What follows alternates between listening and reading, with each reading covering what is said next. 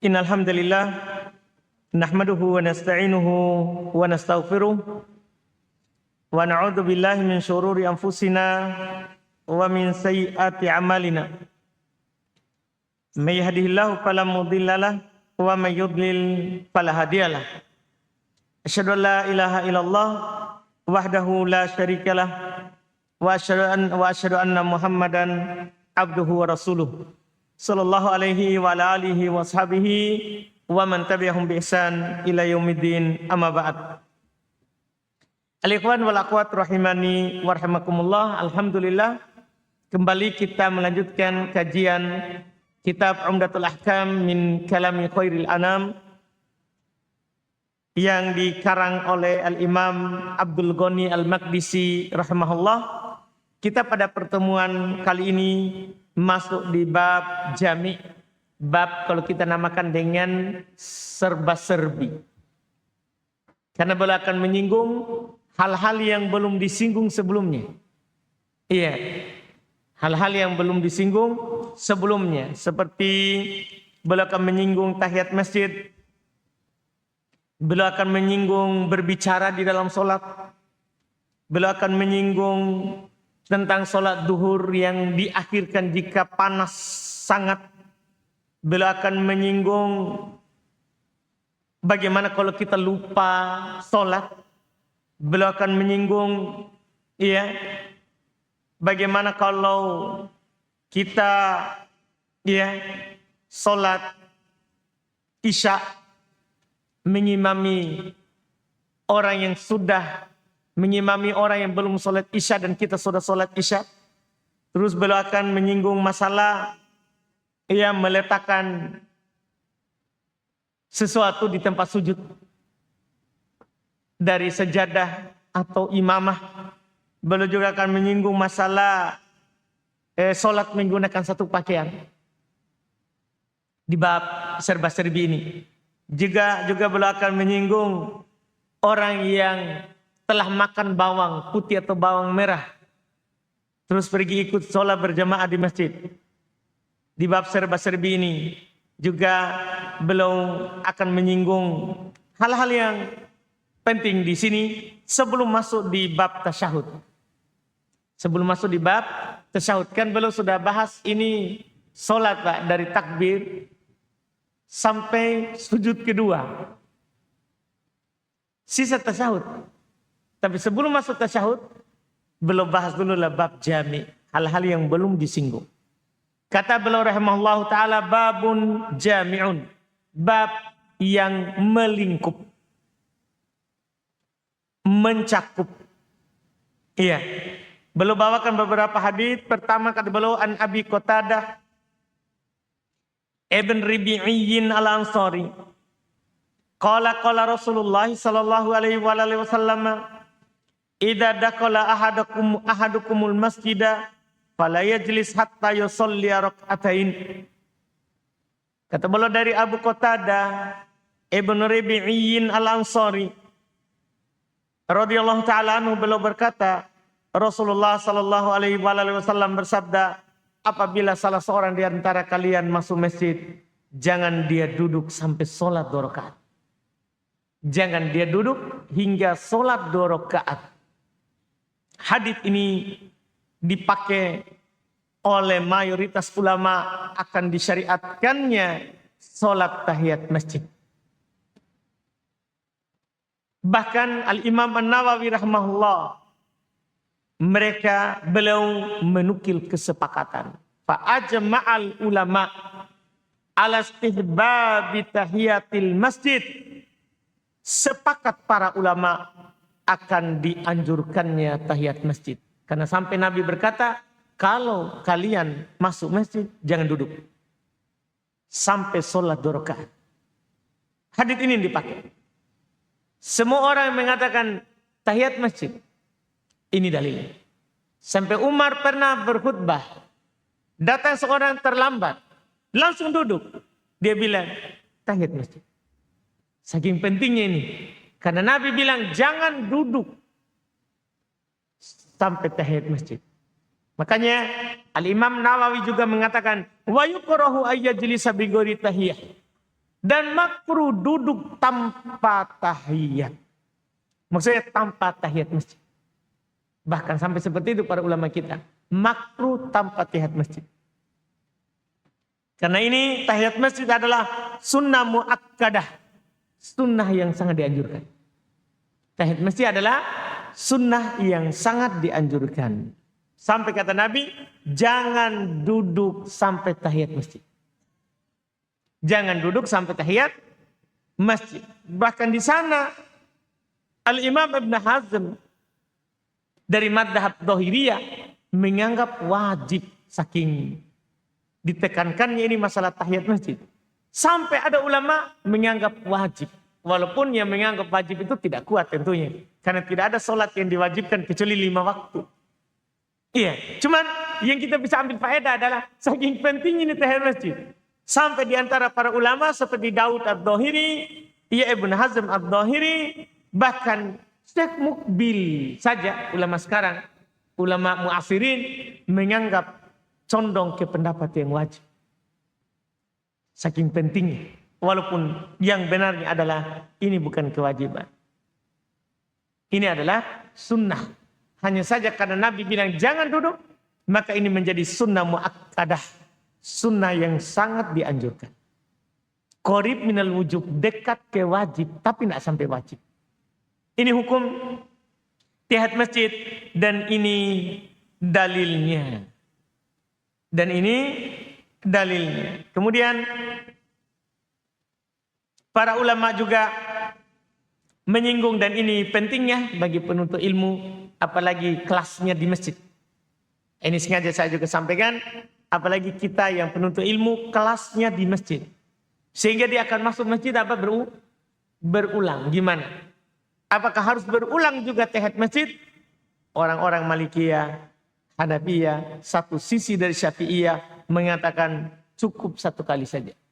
Kalau kita masuk masjidnya berulang, sekarang kita masuk, sebentar keluar lagi, masuk kembali lagi, maka cukup sekali. Waktu awal siang misalnya masuk. Kita masuk kelas masjid pagi. Yang pertama saja. Kalau sebentar kita pergi kencing, kita wudhu lagi, masuk masjid, tidak apa-apa langsung duduk.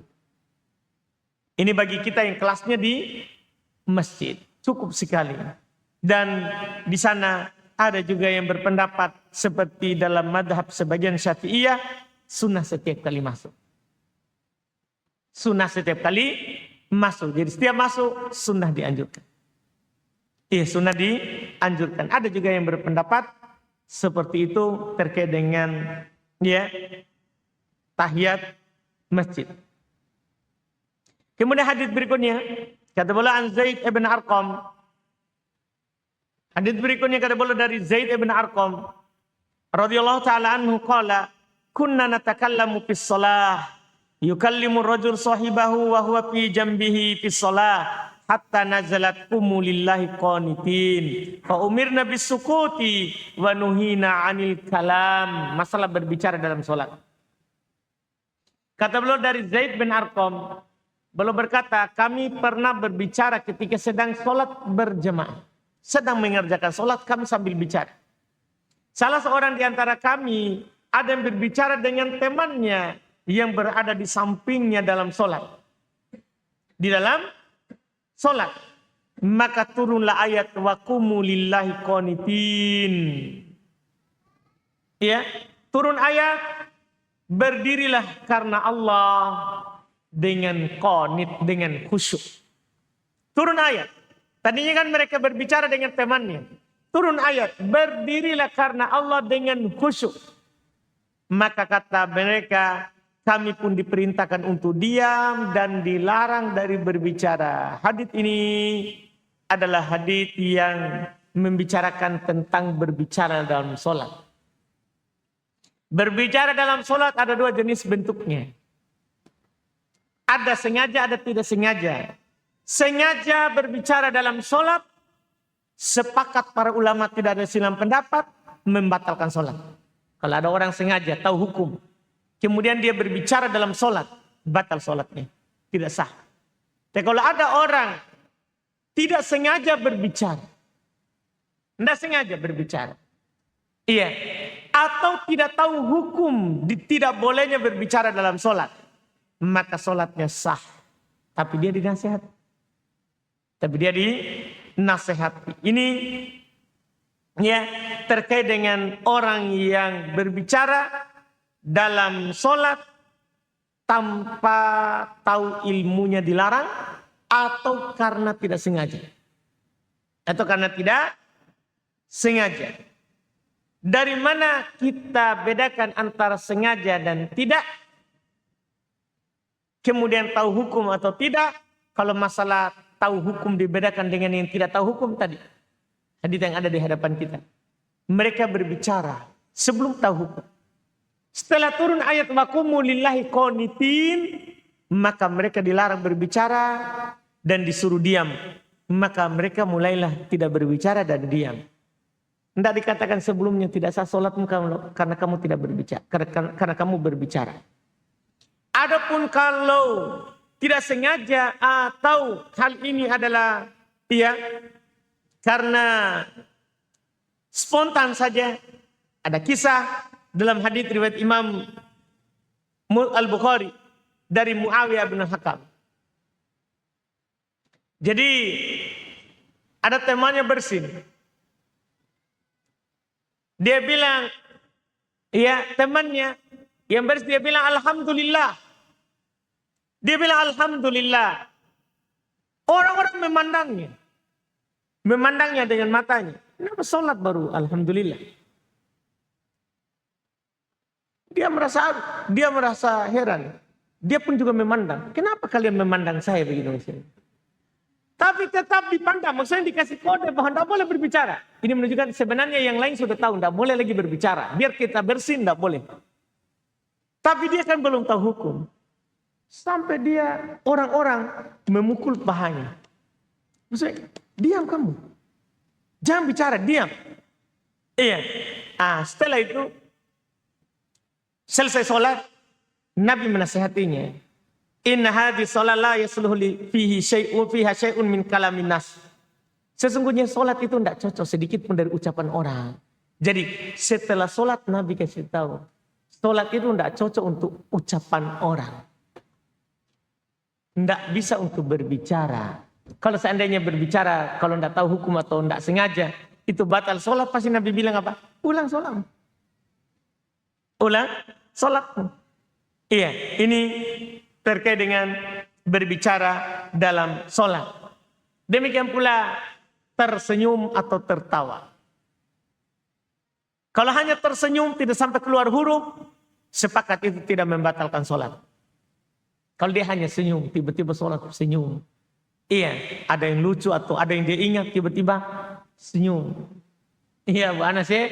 Iya, Pak Dzulkifli lihat Abu Anas langsung senyum begitu. Lewat dia senyum, lagi sholat. Sepakat itu tidak batal sholatnya. Kecuali keluar suaranya. Kayak begitu. Iya.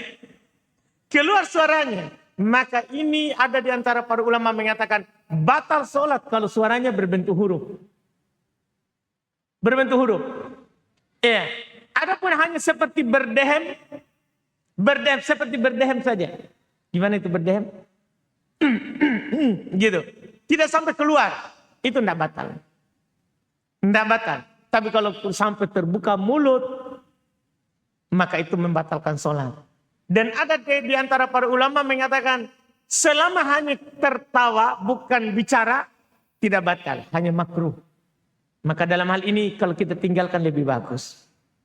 Kalau tertawa, senyum tidak membatalkan. Senyum tidak membatalkan. Kemudian hadis berikutnya atau masalah ini masalah berbicara karena masalah sholat. Kalau ini dimaafkan. Maksudnya berbicara karena masalah sholat, kita bilang orang salah, kita sambung ayatnya. Atau orang salah kita bilang apa? Subhanallah. Itu namanya untuk maslahat sholat. Kalau itu dibolehkan. Dibolehkan karena memang Nabi izinkan. Nabi diizinkan. Kata beliau at-tasbihul lirijal wa tasfiqul nisa. Mengucapkan tasbih untuk laki-laki. Kalau ada orang lupa atau salah dalam gerakan sholat, laki-laki subhanallah. Perempuan menepuk punggung tangan. dia tepuk punggung tangannya. Itu bertasbih hanya laki-laki saja. Adapun perempuan dia tepuk punggung tangannya. Ini dibolehkan. Kan itu namanya untuk maslahat sholat. Kalau ini untuk maslahat sholat dibolehkan. Kemudian berikutnya kata beliau an Abdullah bin Umar wa Abi Hurairah radhiyallahu taala anhum qala an Rasulillah sallallahu alaihi wa ala alihi wasallam annahu qala idza ishtadda al-harru fa'abridu 'anis shalah fa inna shiddatal harri min fayhi jahannam. Masyaallah. Kata beliau dari Abdullah bin Umar dan dari Abu Hurairah, langsung dua orang sahabat. Rasulullah sallallahu alaihi wasallam bersabda, apabila panas menyengat, cuaca panas sekali, maka tundalah sholat. Dinginkan dulu. Tundalah sholat. Karena sesungguhnya panas yang menyengat itu termasuk faihi jahannam, napasnya neraka jahannam. Karena neraka akan bernapas 2 kali dalam setahun. Saat dingin, paling dingin, dia akan bernapas. Karena neraka dinginnya juga siksa. Saat panas yang paling panas, di situ dia bernapas juga sekali. Jadi apabila panasnya sangat, dinginkan sholat. Nah, ini mengeluarkan apa yang kita bicarakan sebelumnya di masalah waktu. Asalnya kita sholat di awal waktu. Itu asalnya. Itu asalnya. Tapi boleh kita akhirkan, boleh kita undur. Jika ada maslahat seperti tadi. Cuaca lagi panas-panasnya. Maka dibolehkan kita mendinginkan waktu sholat. Itu namanya karena ada maslahat. Itu namanya karena ada maslahat. Iya, ada hal yang dibutuhkan di situ untuk mempermudah orang. Untuk mempermudah orang. Makanya kata Nabi, apabila panasnya sangat menyengat, maka tundalah sholat. Tunda sholat, itu dimaafkan. Itu dimaafkan untuk kita lakukan. Ini masuk juga dalam bab jami, bab yang serba-serbi ini. Ya, dibolehkan. Tentunya ini berlaku untuk sholat duhur. Karena yang panas menyengat adalah sholat duhur.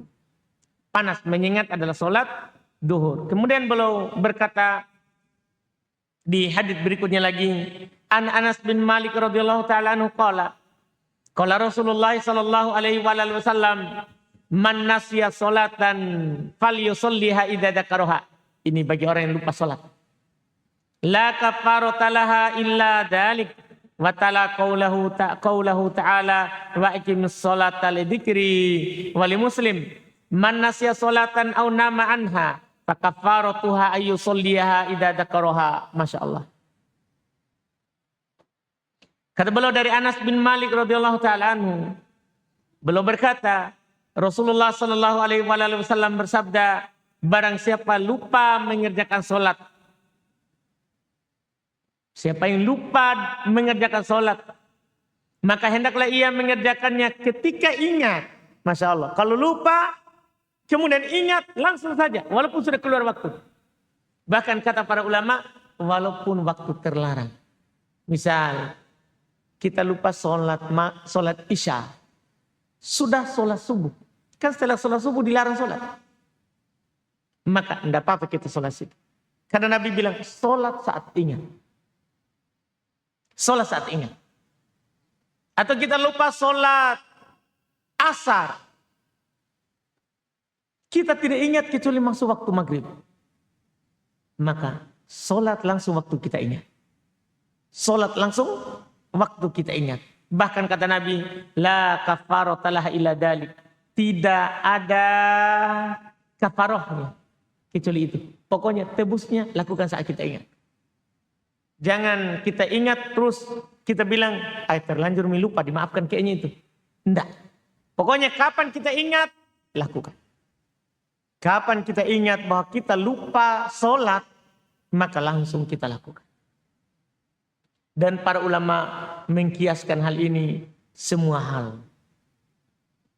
Bukan hanya sholat wajib. Bahkan sholat sunnah juga sama. Misalnya kita lupa sholat sunnah. Iya. Maka boleh kita kodok di waktu lain. Boleh kita ganti di waktu lain. Iya. Demikian pula hal-hal lain yang dibicarakan oleh para ulama bahwa lupa itu menggugurkan dosa. Lupa itu, kalau kita lakukan sesuatu karena lupa, atau kita tinggalkan sesuatu karena lupa, itu menggugurkan dosa. Kita tidak berdosa. Tebusannya gimana? Lakukan saat ingat. Tebusannya, lakukan saat ingat. Kemudian belum membaca ayat. Wa aqimis sholata lidzikri. Dirikanlah solat untuk mengingatku. Jadi kalau ingat, lakukan saja. Karena solat itu memang didirikan untuk mengingat Allah. Kenapa kita diwajibkan solat 5 kali sehari semalam? Supaya kita tidak pernah lupa terhadap pencipta kita. Kita lalai dengan tidur. Tiba-tiba adzan subuh. Ingat lagi Allah. Kita lalai bekerja. Dari pagi. Duhur adzan. Ingat lagi Allah. Kita lalai untuk istirahat setelah duhur. Tiduran. Ingat asar. Ingat Allah lagi. Datang maghrib.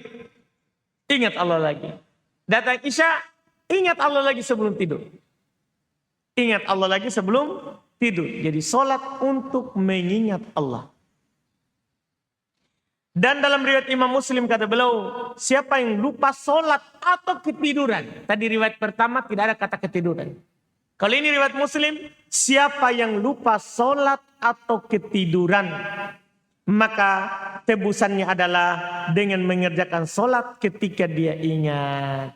Berarti kalau ketiduran, ketika kita terbang langsung saja. Walaupun sudah keluar waktu. Walaupun sudah keluar waktu, kita dianjurkan untuk melakukan sholat di saat itu.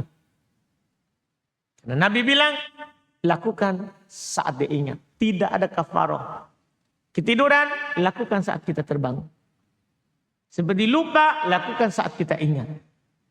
Ini tentunya hadis sangat jelas sekali apa yang kita lakukan jika ada solat yang luput atau kita ketiduran darinya. Kemudian kata beliau berikutnya, An Jabir bin Abdullah radhiyallahu taala anhu qala anna Mu'ad ibn Jabal radhiyallahu taala anhu kana yusalli ma'a Rasulillah al-isya al-akhirah. Thumma yarji'u ila qaumihi fa yusalli bihim tilkas shalah. Masyaallah. Kata beliau dari Jabir bin Abdullah radhiyallahu taala anhu, beliau berkata bahasanya Mu'ad bin Jabal mengerjakan salat isya bersama Rasulullah. Kemudian Mu'ad kembali ke kaumnya dan mengimami mereka salat isya. Apa faedahnya di hadis ini? Faedah pertama, bolehnya itu kita salat sebagai orang yang melakukan salat sunnah mengimami orang yang salat wajib. Boleh, tidak harus sama niat.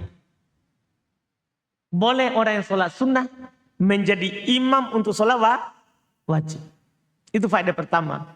Faedah kedua, bolehnya kita mengakhirkan salat isya. Lihat ini, para sahabat kaumnya Mu'ad bin Jabal, mereka tidak melakukan qomat kecuali datang imamnya, yaitu Mu'ad ibn Jabal yang mengimami mereka. Kemudian hadis berikutnya, kata bola Jabir bin Abdullah, hadis berikutnya adalah Anas bin Malik radhiyallahu taala anhu. Dari Anas bin Malik radhiyallahu taala anhu qala, beliau berkata, kunna nusolli ma'a Rasulillah sallallahu alaihi wasallam. Dulu kami sholat bersama Rasulullah. Beliau ceritakan itu. Fi siddatil har, di panas yang sangat kondisinya ini. Karena kita tahulah panasnya Makkah Madinah. Saat musim panas.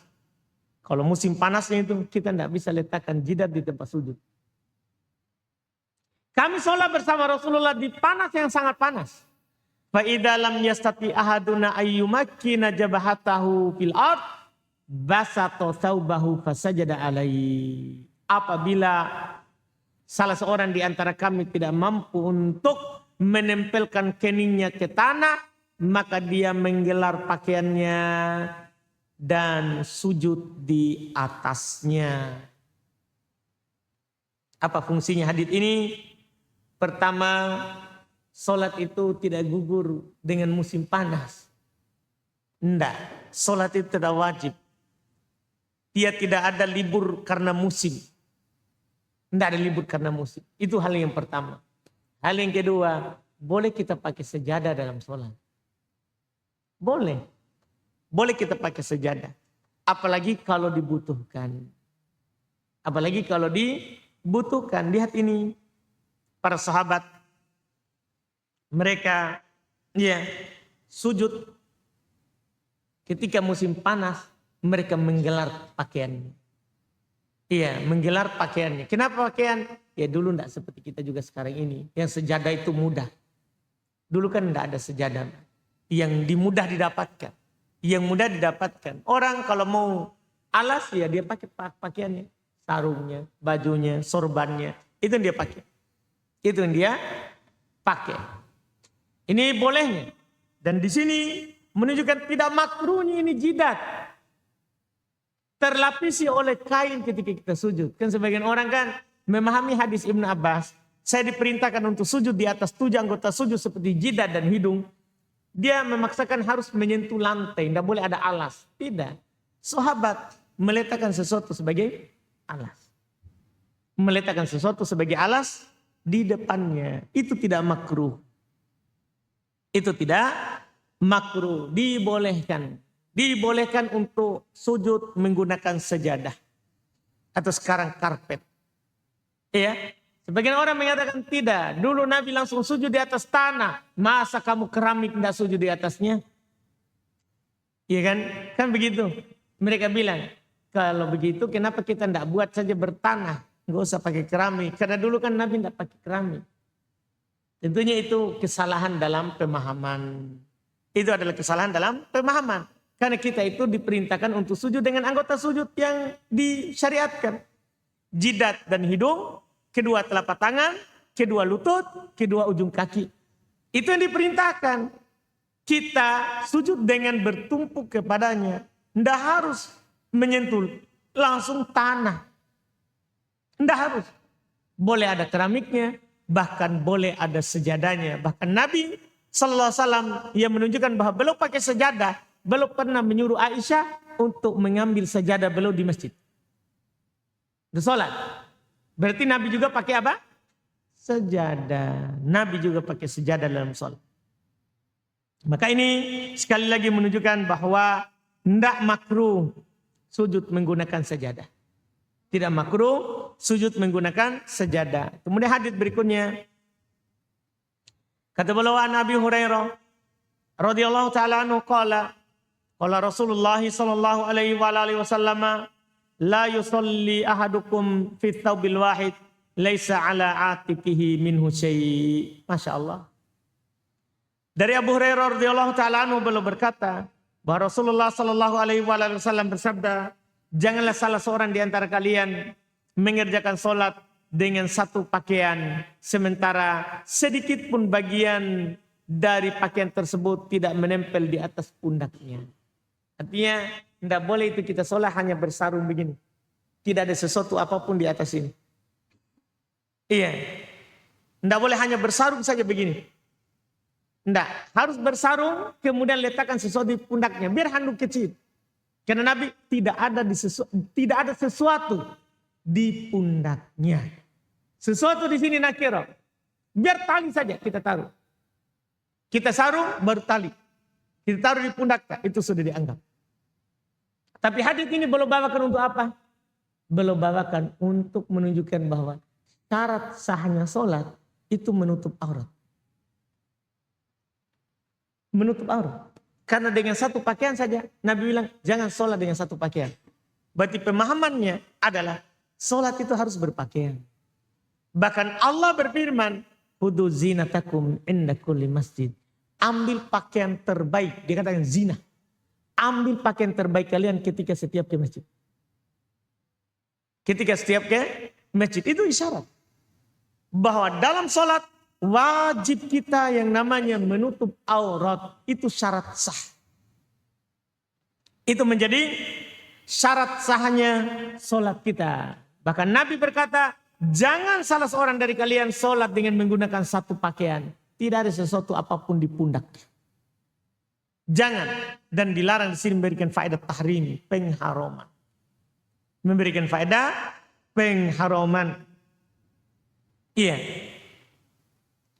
Kemudian di dalam masalah juga ini sholat sudah lewat bersama kita hadits yang beliau sebutkan bahwa ada rincian. Kalau pakaian kita tadi yang satu itu adalah luas, maka kita berselimut dengannya. Boleh kita langsung berselimut di sini.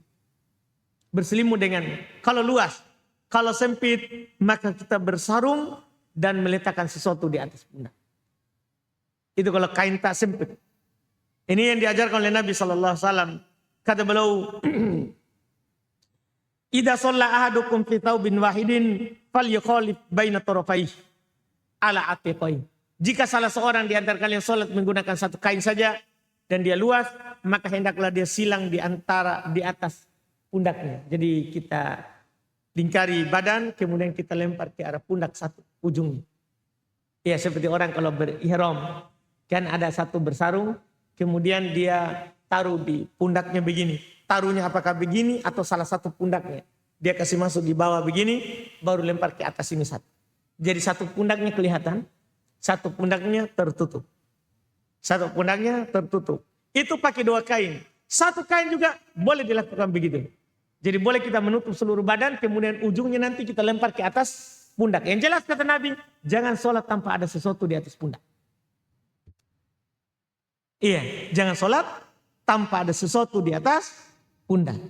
Kemudian berikutnya, hadis berikutnya kata beliau an Jabir bin Abdullah radhiyallahu taala anhu maqala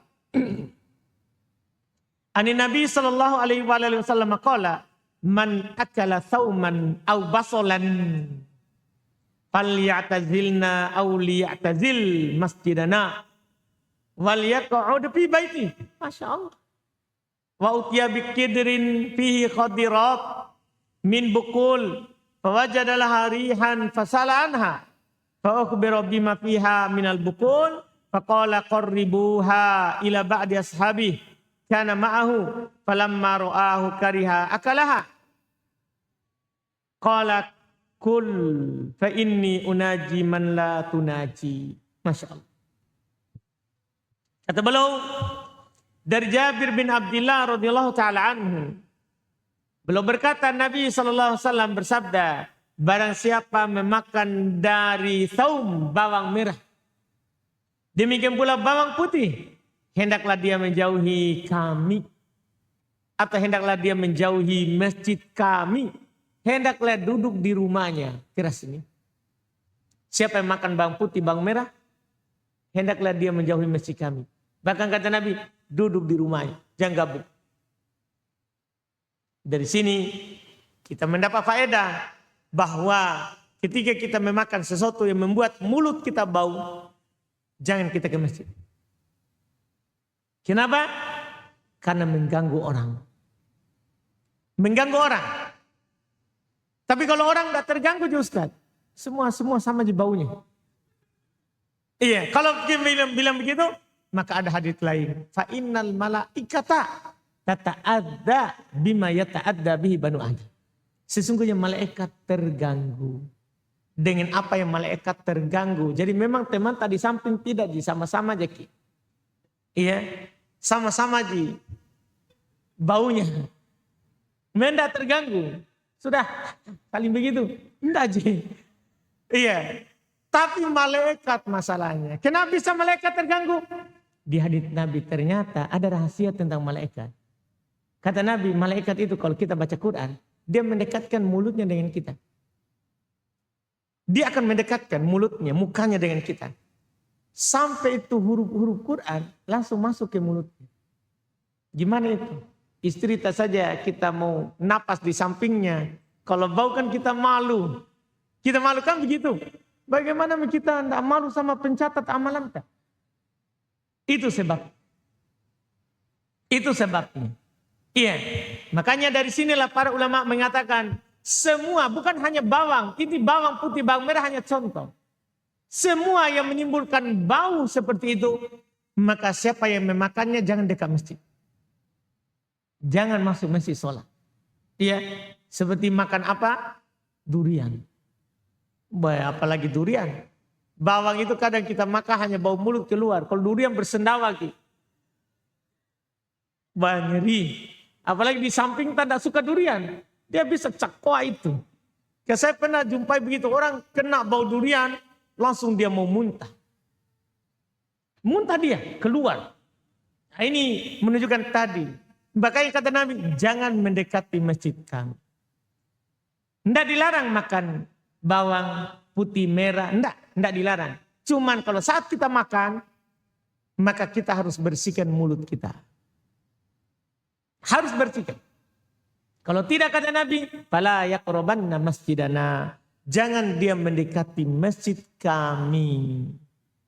Masjid kami. Ya. Yeah. Dan demikian pula kata para ulama, mereka ikutkan di sini adalah ya hal-hal yang mengganggu orang. Hal-hal yang mengganggu orang. Ya, maka kita juga jangan mendekati masjid. Di saat masa Nabi, orang-orang kan dulu datang Jumat hanya di masjid Nabi. Datang Jumat. Karena dulu tidak ada Jumat di masjid-masjid lain. Hanya di masjid Nabi. Sehingga mereka datang dari lembah-lembah keluar bau dari badannya. Maka Nabi mengatakan, lawit tasaltum liyaumikum hada. Sekiranya kalian mandi di hari ini. Artinya, kalau kita pergi ke masjid dan ada kita punya bau, maka kita mandi dulu. Kita mandi dulu. Ini anjurannya dari Nabi Sallallahu Alaihi Wasallam. Iya, terkait dengan masalah mendekati masjid. Hadis terakhir yang berbawakan hadis yang saya sampaikan tadi, malaikat itu terganggu. Kata beliau, An Jabir radhiyallahu taala anhuma qala, Ani Nabi sallallahu alaihi wasallam qala man akalal basal awit taum awil kurras ditambah satu. Siapa yang memakan basal, bawang putih, awit taum atau bawang merah, awil kurras atau memakan kurras. Kurras itu daun yang rasanya seperti daun bawang. Biasanya yang di Arab daun itu yang tipis seperti rumput. Kalau daun bawang kan jelas. Jelas bawang dilarang, daun bawangnya dilarang karena menimbulkan bau. Tapi ada di sana namanya daun kurros. Daun kurros ini bijinya agak putih, kecil itu. Daunnya juga tipis. Biasanya mereka juga makan daunnya. Iya. Seperti bawang palu itu. Ada bawang palu. Gimana itu bawang palu? Bawang goreng. Sebelum digoreng maksud saya. Kan beda itu. Bawangnya palu itu yang digoreng itu bukan seperti bawang biasa. Bukan seperti bawang merah biasa. Iya kan? Betul gak? Tidak pernah kita lihat. Tidak bau. Memang tidak bau setelah digoreng. Sebelum juga. Yakin gitu. Daunnya itu, bawang itu agak tipis. Agak tipis. Biasanya orang saat dia segar, dia juga pakai makan. Dia juga pakai untuk makan. Ada juga itu yang bawang tunggal. Yang bawang tunggal. Yang putih itu, yang ada bungkusnya luarnya itu. Itu juga kalau dimakan sebenarnya bau, tapi mereka kan sudah masak. Cuman mereka biasanya makan daunnya. Ketika daunnya masih muda, mereka makan. Dan itu mengeluarkan bau. Makanya kata Nabi, belum tambahkan. Bawang putih, bawang merah, atau kurot, atau daunnya. Atau daunnya. Maka kata Nabi SAW, Fala yaqrabanna masjidana. Jangan dia mendekati masjid kami. Jangan dia mendekati masjid kami. Bayangkan Islam menjaga orang lain. Nah, memang kita tidak rasa baunya. Tapi orang lain. Karena Islam datang menjaga semua haknya orang, maka Nabi bilang jangan mendekati masjid kami. Fa innal malaikata tata'adda mimma yata'adda bihi minhu banu Adam. Sesungguhnya malaikat merasa terganggu dengan sesuatu yang mengganggu Bani Adam, anak keturunan Adam. Ketika Bani Adam terganggu dengan itu, maka malaikat akan terganggu dengannya. Makanya kata Nabi, fala yaqrabanna masjidana, jangan dia mendekati masjid kami. Jangan dia mendekati masjid kami. Hadits ini yang dipakai oleh para ulama untuk berdalil makruhnya mendatangi masuk masjid jika kita telah makan bawang merah atau bawang putih. Bahkan sebagian ulama berpendapat haram, bukan lagi makruh. Haram kita masuk masjid setelah makan bawang putih atau bawang merah. Karena Nabi mengatakan jangan, larangan. Dan mereka berkata asal dalam larangan adalah memberikan faedah pengharuman. Memberikan faedah pengharuman. Terus apa jalan keluarnya? Ustaz, kita ini gimana ini? Suka sekali bawang putihnya Palu ini. Misalnya begitu. Ya tidak enak dimakan kalau tidak ada itu bawang. Bawang goreng. Maka itu kan bawang goreng. Beda hukumnya. Kata Nabi, faman akalaha falyumit huma tabakhan. Kata Nabi, siapa yang memang mau memakannya, maka matikan baunya dengan memasaknya. Digoreng, itu caranya. Jadi kalau memang sudah mau ke masjid, jangan makan mentah. Jangan dimakan mentah. Tapi dimasukkan di mana? Dimasak. Di kuahnya lagi panas kita taburkan bawangnya. Dimasak. Ini kata Nabi Sallallahu Alaihi Wasallam jalan keluar untuk kita yang suka bawang. Yang suka bawang. Kalau memang kita suka mentahnya, maka lihat-lihat di waktu sholat. Jangan makan mendekati waktu sholat. Jangan makan mendekati waktu sholat. Karena kita tidak boleh mendekati masjid. Bahkan itu termasuk udzur. Dimaafkan untuk kita tidak hadir di masjid. Tapi tidak boleh sengaja. Tidak boleh sengaja makan bawang supaya tidak hadir sholat berjamaah. Tidak boleh juga itu. Tidak boleh juga. Tidak boleh disengaja. Tapi kalau ada makanan terhidangkan, kemudian kontrol ada bawangnya atau ada daun bawangnya dan mengeluarkan bau dari mulut kita, maka jangan dulu ke masjid. Kecuali kita matikan dengan masak atau kita membersihkan mulut kita. Dari sinilah disyariatkan nanti untuk bersiwak setiap mau wudu, bersiwak untuk setiap mau sholat. Itu fungsinya. Kalau ada sesuatu yang berubah dari bau mulut kita, kita bisa matikan dengan bersiwak. Kita bisa hilangkan dengan bersiwak. Ini alhamdulillah selesai babun jami. Setelah itu kita masuk dalam bab tasyahud. Kita akhirkan ini bagus ini di bab tasyahud untuk pertemuan yang akan datang. Kita lanjut dulu dengan tanya jawab. Sambil melihat waktu yang kita dapatkan dari tanya jawab. Mungkin dari Ikhwan dulu ada? Dari bapak-bapak.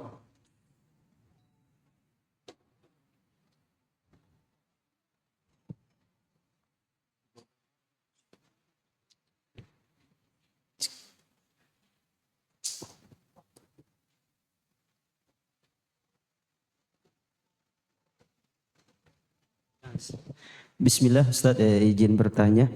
Apakah membatalkan sholat ketika imam membaca bacaan yang sangat panjang, jadi hatinya kita gelisah sampai kita keluarkan suara ehem gitu. Demikian. Tidak membatalkan sholat. Berdehem dalam sholat tidak membatalkan sholat. Hanya saja masalah imam masalah imam. Imam saja yang kita nanti tegur. Sebenarnya tidak perlu kita berdehem, nanti saya kita nasihati.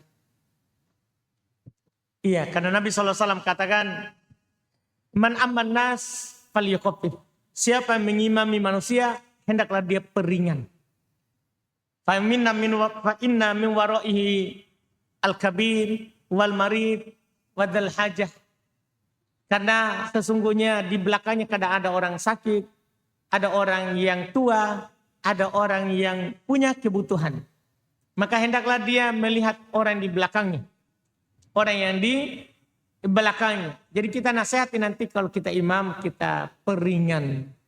Daripada kita batu-batu terus. Ya, kita nasihati saja imamnya. Walaupun masalah tadi tidak batal sholat kalau ada orang berdehem. Iya, wallahualam. Kemudian Ustaz terkait subuh tadi melanjutkan pertanyaan subuh tentang sholat Jumat digantikan dengan sholat zuhur. Waktu pelaksanaannya apakah bersamaan dengan sholat Jumat atau setelah sholat Jumat baru kita sholat zuhur? Tentunya kalau ada Jumat setelah sholat Jumat. Kalau ada Jumat. Kita ajan lagi atau? Enggak perlu. Kan gugur kita Jumat dengan adanya Jumat.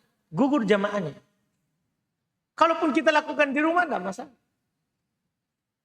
Iya kan? Kita lakukan di rumah saja. Apalagi nanti akan ada fitnah.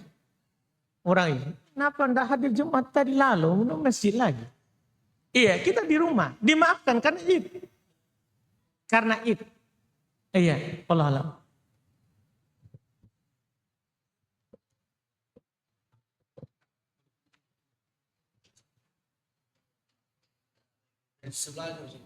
Ya, silakan yang akhwat. Bismillah, bolehkah mengakhirkan sholat Isya dengan sengaja namun sambil menunggu waktu itu kita hanya baring-baring main HP atau jalan-jalan sedang di luar rumah dan kegiatan lainnya. Kemudian bagaimana penjelasan hadis tentang dilarangnya berbicara atau bercerita setelah sholat Isya? Setelah sholat yang dilarang. Selama sebelum sholat kan masih boleh. Terus juga yang ditanyakan tadi laki-laki atau perempuan itu saja perlu kita tanyakan. Kalau laki-laki tidak boleh kan dia wajib berjamaah di masjid. Kan begitu. Tapi kalau itu wanita perempuan maka dibolehkan dia mengakhirkannya. Boleh. Iya kalau dia mampu. Kalau tidak memberatkan. Karena Nabi pernah dalam hadits Anas mengakhirkan sholat Isya sampai kepalanya para sahabat sudah pada jatuh. Perempuan sudah pada tidur. Anak-anak sudah pada tidur. Dan Nabi akhirkan sholat Isya. Dan Nabi mengatakan seandainya tidak memberatkannya umatku, saya akan akhirkan sampai waktu ini. Jadi makanya syaratnya kalau tidak memberatkan, maka kita lebih utama akhirkan. Apalagi perempuan. Ya kalau laki-laki berarti terikat dengan sholat berjemaah di masjid. Kalau semua jemaah sepakat untuk mengakhirkannya, mengundurkan waktu Isya, ya waktu sholatnya, maka itu boleh lebih utama. Wallahu a'lam. Jika anak memiliki harta emas yang didapat dari warisan neneknya, apakah dalam membayar zakatnya digabung dengan emas milik orang tua atau tidak? Apakah hitungan zakatnya dihitung masing-masing, lain anak, lain juga orang tua? Anak masih sekolah dan belum mempunyai pekerjaan. Dihitung masing-masing, tidak digabung zakat itu. Yang digabung itu kalau punya seorang tapi di tempat berbeda. Itu yang digabung.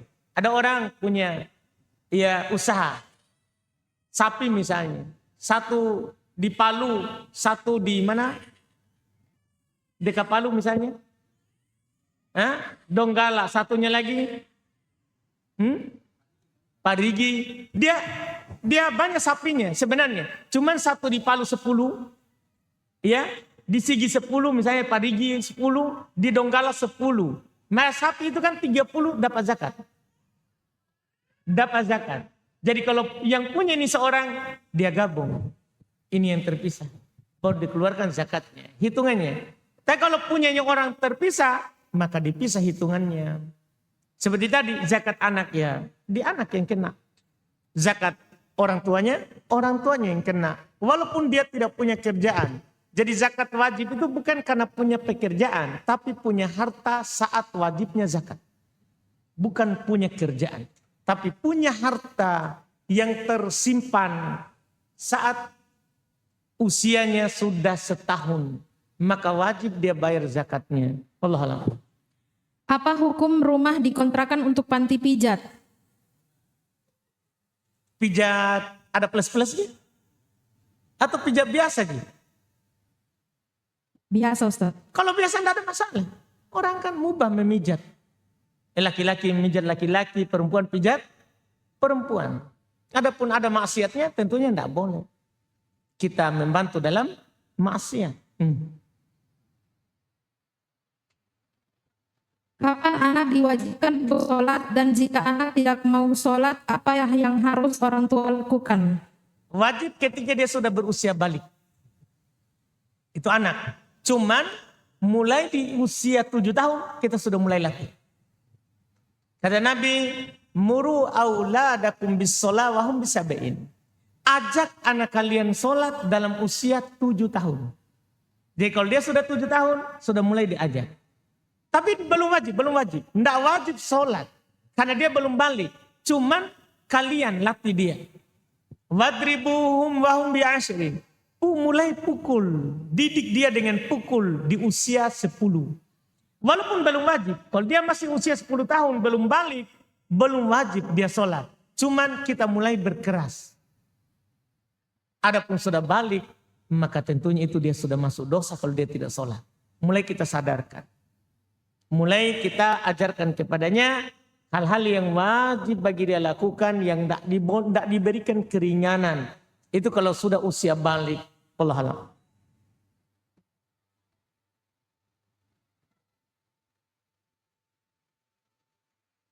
Lanjut.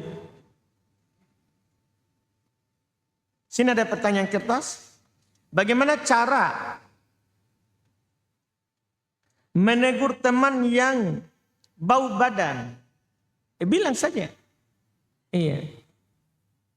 Bilang saja kalau memang itu dia, tapi niatnya nasihat. Iya. Bau badan tak? Mandi sering. Iya. Atau kalau dia tidak mau dengar, bawakan saja penghilang bau badan. Iya. Apa misalnya di Palu ini biasa? Yang paling murah meriah batu tawas ya. Ya belikan saja 10.000 di pasar. Sudah dapat 3 biji mungkin itu. Iya belikan saja bawakan. Kalau kita punya bau badan pakai. Kalau sudah mandi. Iya bawakan saja. Belikan. Nasihati temannya. Iya karena Nabi langsung juga bilang begitu. Ketika belum mencium bau badan dari sahabat. Yang datang ke beliau bilang, sekiranya kalian mandi, tapi halus. Kita kasih tahu, seandainya kamu pakai pencegah bau badan. Kasih tahu begitu, sekiranya. Yang halus. Atau kita bilang, tadi kita beli saja. Tadi saya beli lebih untuk saya pakai. Ini bagus juga kamu pakai. Itu enggak usah kamu bilang, wih bau sekali badanmu. Belikan saja. Itu cara. Itu yang Nabi lakukan. Sekiranya kalian mandi untuk hari ini. Itu yang dilakukan. Wallahualam. Afwan Ustadz, masih ada lanjutan pertanyaan tentang emas tadi. Silakan. Berarti untuk pembayaran zakat anaknya tadi, bila sudah mencapai nisab, maka bagaimana caranya dibayarkan? Apakah orang tua yang membayarkan atau diambil dari emas itu pembayarannya? Bisa diambil dari emas itu. Bisa diambil dari emas tadi. Ya, dicungkil. Nggak, kalau nggak bisa dibagi, itu emasnya. Daripada kita cungkil nanti rusak. Kan begitu. Makanya boleh dibayarkan dari uang orang tuanya, tapi sudah masuk sahamnya di emasnya. Suatu saat dijual, dia potong. Untuk tahun depan, sudah berkurang.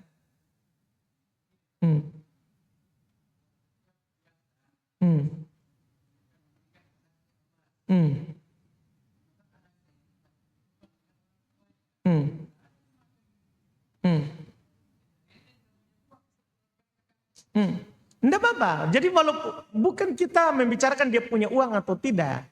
Yang wajib adalah dia keluarkan zakat. Kalau dia itu tidak bisa jual itu barangnya kemudian dia pecah. Ya sudah dia keluarkan dia utang. Nanti senilai emasnya. Zakatnya misalnya dia punya emas 80 gram misalnya. Dah? 80 gram itu kan dia bagikan 40. 40. Jadi hasilnya adalah zakatnya. Jadi dia punya 80 gram. Akhirnya dia bagi ke 40. Bagi 40 berarti kan hanya 2 gram. Dari 80 itu. Maka dia jual nilainya itu. Kalau tidak bisa dia pecah itu emasnya. Maka dia kasih tahu orang tuanya, bayarkan zakat emasku untuk 2 gram. Jadi nanti punyanya mamanya itu 2 gramnya. Begitu. Karena dia itu walaupun tidak punya uang, wajib keluarkan zakat. Dari yang dia punya. Seperti itu. Wallahualam. Apakah berlebihan ketika orang tua mengajarkan anak-anak bangun sepertiga malam untuk melaksanakan sholat tahajud untuk membentuk kebiasaan baik? Tidak berlebihan. Yang penting sudah usia 7 tahun ke atas. Seperti Nabi melatih Ibnu Abbas. Waktu Ibnu Abbas bermalam di Maimunah, pantainya, bibinya. Maka Nabi juga membangunkannya dan sholat malam bersamanya. Untuk melatihnya, tidak berlebihan. Untuk melatihnya. Boleh. Wallahualam. Apakah mengakhirkan sholat zuhur karena panas berlaku hanya untuk laki-laki saja? Tidak, semua orang. Laki-laki dan perempuan.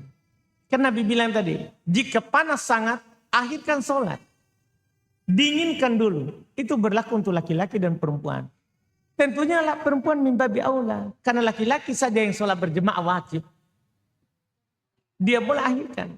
Maka perempuan lebih-lebih. Karena dia tidak wajib apa? Berjemaah. Cuman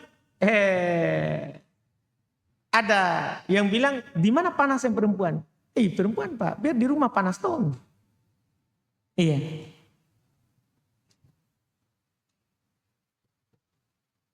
Lanjut. Silakan. Bismillah. Terkait dengan sholat isya tadi Ustaz. Misalkan kita ketiduran setelah maghrib. Jadi kita terbangun setelah jam 8. Jadi ketinggalan sholat berjamaah. Ini afdolnya Ustaz kita akhirkan saja. Atau kita langsung sholat pada waktu itu. Kalau ini kan belum keluar waktu. Kalau bangun jam 8 kan belum keluar waktu. Iya kan? Itu tadi itu kalau tidur keluar waktu. Lupa keluar waktu. Langsung saja saat ingat. Kalau isya begini kan jam 8 belum keluar waktu. Maka boleh kita langsung sholat. Dan boleh kita akhirkan. Karena kan sudah tidak dapat jamaah di masjid. Maka boleh kita akhirkan. Tapi dilihat lagi, jangan sampai kita tidur lagi. Nah, atau lalai lagi. Apalagi pengantin baru yang bertanya ini ya. Bangun, dia goda lagi istrinya. Selesai. Sebentar itu, habis dia goda istrinya, capek. Baring-baring, ini ketiduran. Tidak bangun kecuali subuh. Bahaya itu pengantin baru. Iya. Langsung saja lakukan. Langsung saja lakukan. Wallahualam. Silakan Pak. Tunggu Pak, tunggu sedikit Pak.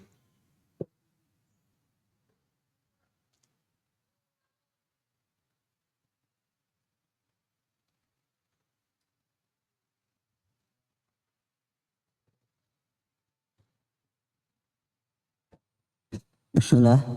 Ustaz, bagaimana seorang muadzin dia azan iqamah dan imamnya tidak datang, terus dia yang maju jadi imam. Baik. Tidak apa-apa, sah sholatnya. Jadi kalau itulah resikonya. Kalau muadzin ada imamnya tetap. Terus dia langsung koma belum datang imam. Resikonya dia imam. Jangan dia cari-cari orang. Harus begitu. Imamnya tidak datang. Ustaz. Kalau tidak datang memang dia yang bertanggung jawab. Misalnya imam yang memang tidak datang. Dia yang bertanggung jawab. Dia yang cari imam atau dia menjadi imam. Boleh diambil semua pahalanya. Sudah adzan, qomat, dia imam lagi. Boleh.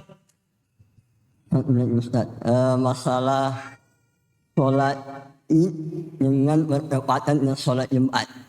Ada mengatakan bahwa tidak wajib sholat Jumat. Bagaimana Ustaz? Betul. Jadi terkumpul 2 id namanya itu. Karena Jumat itu id bagi muslimin setiap pekan. Idul Adha atau Idul Fitri id juga bagi muslimin dan itu id besar. Jika bertepatan gugur kewajiban Jumat. Tapi ingat itu hanya keringanan. Kalau dia pergi Jumat tetap sah. Cuman diringankan untuk tidak Jumat. Apalagi panitia kurban kan berat, sudah berdarah-darah. Kemudian dia harus mandi lagi, harus bersihkan lagi. Maka diringankan baginya untuk sholat duhur.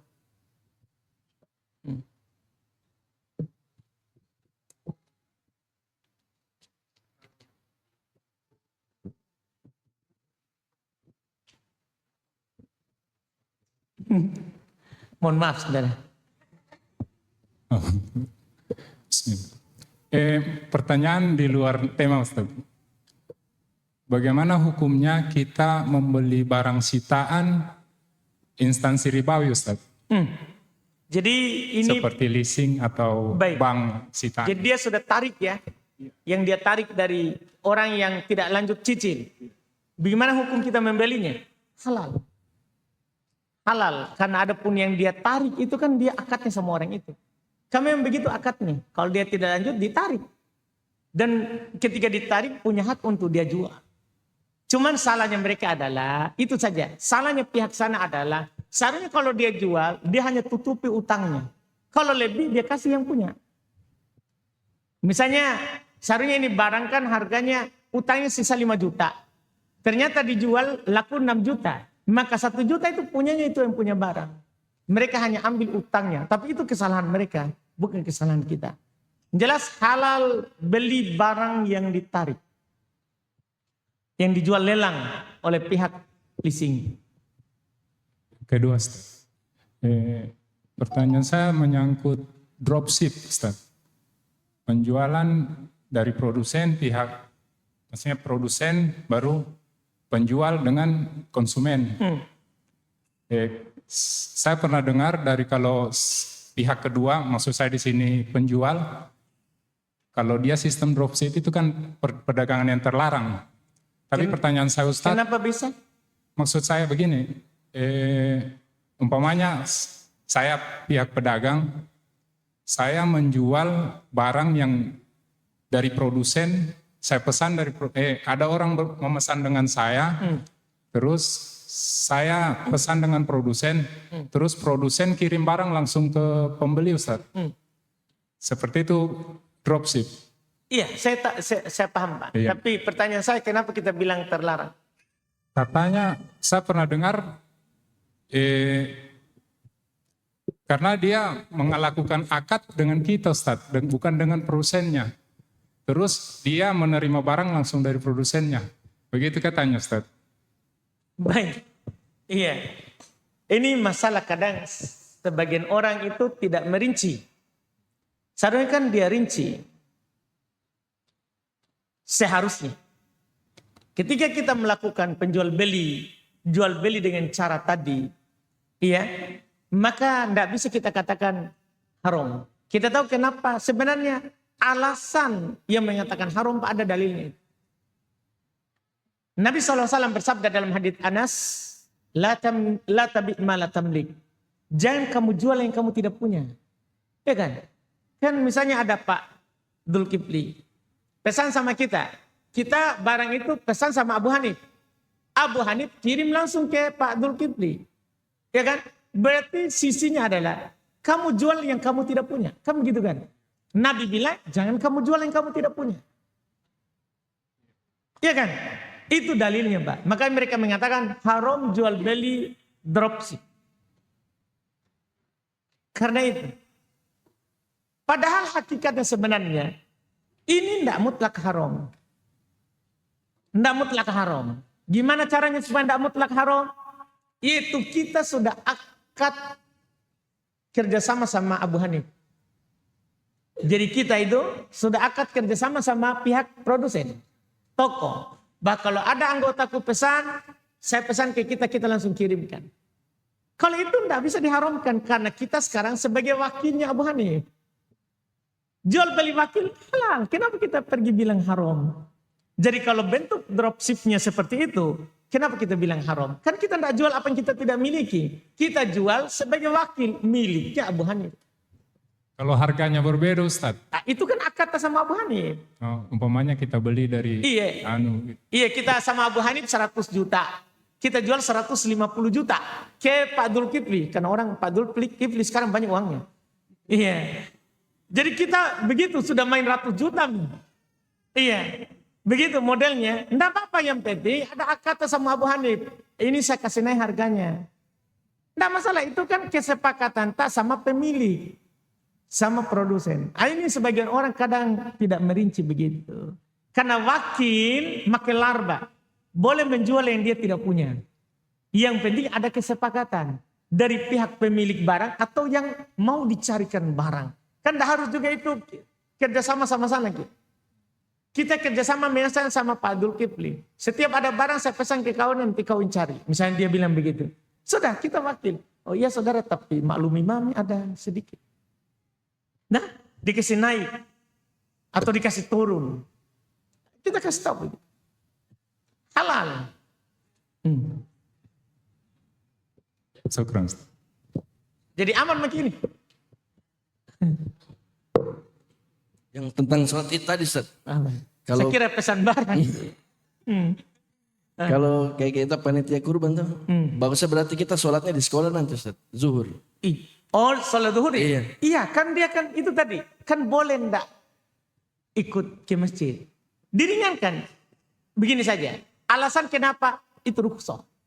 Keringanan. Boleh memang kita sholat di.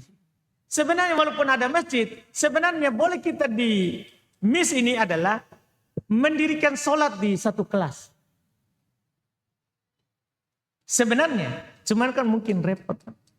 Iya, tapi sebenarnya tidak harus di kelas. Kita boleh dibangun terpal di luar. Yang penting ada dinding dan atap, tapi kita mau kayaknya yang langsung jadi di. Iya, sebenarnya itu misalnya di tanah sebelah itu Abu Hanif bisa pakai itu dinding pelepah kurma. Bisa pakai, jangan tegang sekali harus pergi sholat di. Iya, dulu kalau di Parapa dulu kita tahu masjidnya itu hanya di langsung di, yang penting ada atap. Bisa itu tanah di sebelah. Dibangunkan dulu masjid sementara. Bismillah. Ayo sudah bismillah itu. Peletakan batu pertama.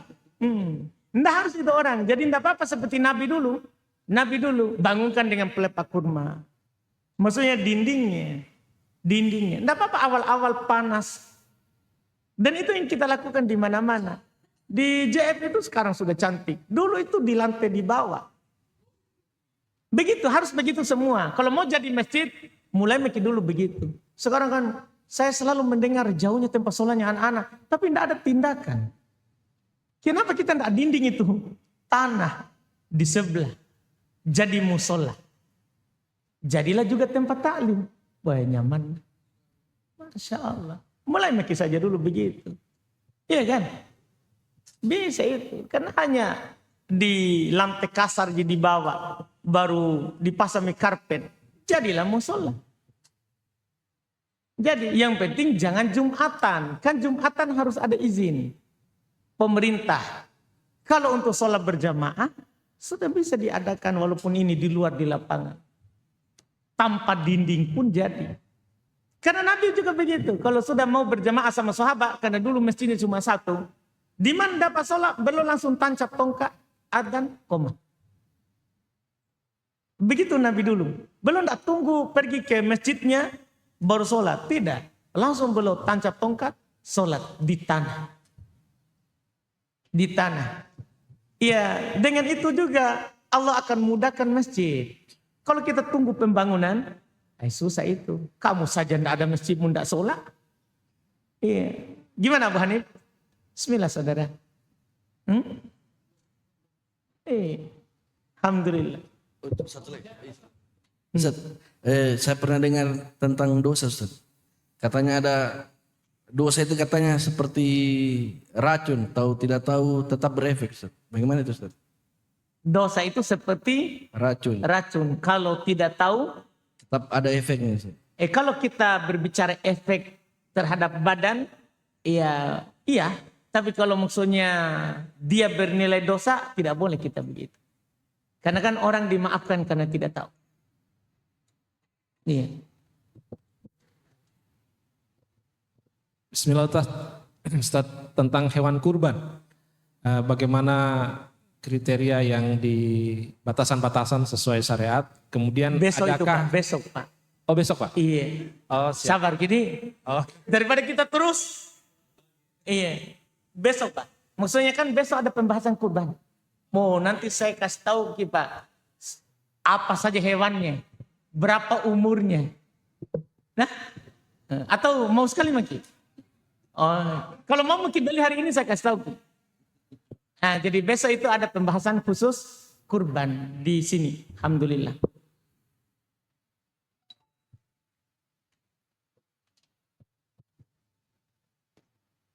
Akhwat ada? Kalau tidak ada kita tutup. Persiapan sholat dulu. Cek. Bagaimana jika penuntut ilmu hendak ingin mengajar? Apakah dia wajib izin dengan gurunya dan dapat rekomendasi dari gurunya atau seperti apa? Tidak wajib. Yang penting adalah dia tahu kadar dirinya. Itu paling inti. Iya, dia tahu kadar dirinya saja. Tidak harus dia izin pada gurunya. Guru boleh, sudah saya boleh mengajar atau tidak? Tidak. Iya. Karena kita ini tidak ada dibilang yayasan mengatur harus yang mengajar lapor semua. Tidak, itu pemerintah itu. Itu haknya pemerintah.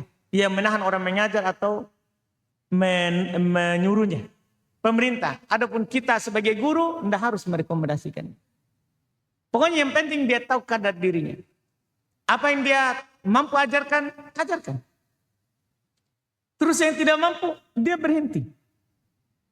Jangan dia buka, jangan sampai dia sudah diustadkan, akhirnya dia malu, dia bilang saya belum belajar yang itu.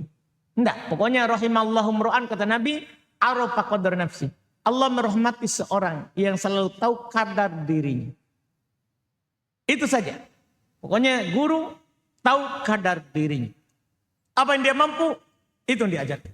Yang dia tidak mampu, dia bilang saya belum belajar itu. Itu pada intinya. Iya, karena agak berat juga itu dikasih turun kalau orang sudah naik. Makanya dirinya mentong. Dirinya lah yang tahu kadarnya. Dirinya yang tahu kadarnya. Wallahualam. Nah, itulah saya bilang tadi. Makanya saya bilang adalah karena banyaknya orang juga sota ini. Iya. Iya, makanya semua orang harus tahu kadar dirinya. Tidak boleh orang Makassar bilang apa? Telek-telekan. Tidak boleh. Pokoknya dia harus sadar terus bahwa ini saya bisa. Kalau yang ini saya tidak bisa. Harus. Kalau bukan dari kita masalah. Karena kadang kita tidak bisa kalau orang lain kasih tahu. Makanya memang disarankan orangnya itu. Tahu kalau dia belum, bilang belum.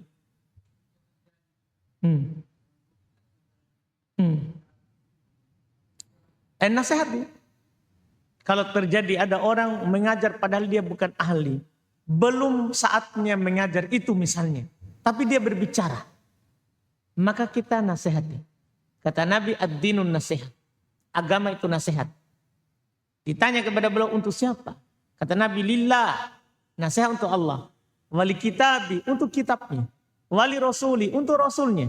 Wali a'immatil muslimin untuk para a'immah kaum muslimin.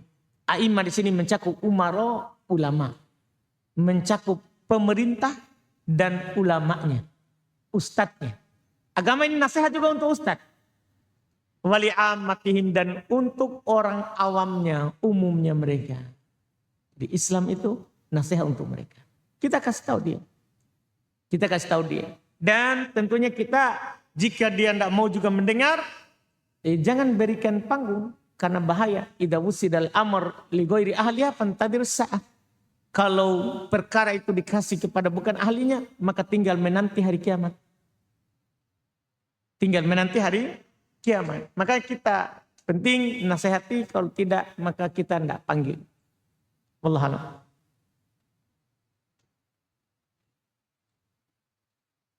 Ada lagi? Baik, kita cukupkan, Agung? Baik.